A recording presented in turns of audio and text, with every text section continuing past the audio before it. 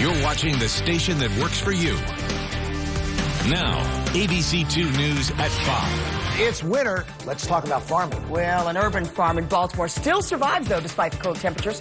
Howard continues to help out one neighborhood. It's that time of the year when the temperatures barely get above freezing and the ground is frozen solid. Do that again?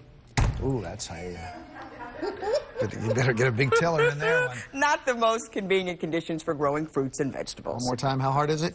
Wow, but a farm in Baltimore isn't letting a little cold weather stop them from harvesting crops and giving city residents job opportunities. Megan Knight visited Real Food Farm last summer, went back to see how they managed during the winter. Megan?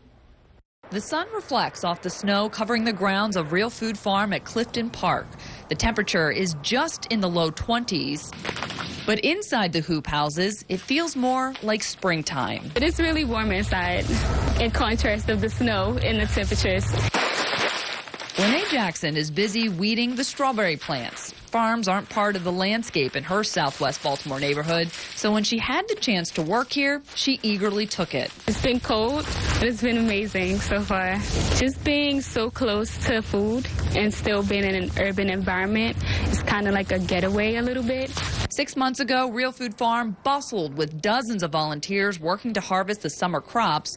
And while the pace is a bit slower today, the farm isn't taking a break. We're here in an urban environment on smaller scale, so we really need to maximize our space and try to extend the growing season to have some income coming in the door year-round.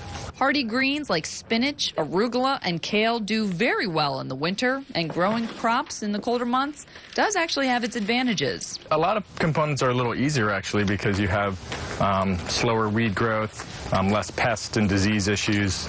Real Food Farm continues to sell its produce at local farmers markets. It's part of the mission to bring fresh food to its city neighbors all year round. I think a lot of the work that we do is making our food more accessible in environments where they've been disinvested. It's something I definitely want to take back to my neighborhood and be able to start, like a vacant lot renewal project. Country farm near the city streets, growing bigger by the season. In Baltimore, Megan Knight, ABC2 News. Real Food Farm, always looking for volunteers to help maintain and harvest the crops. And to learn how you can help, go to the Baltimore City section of ABC2News.com.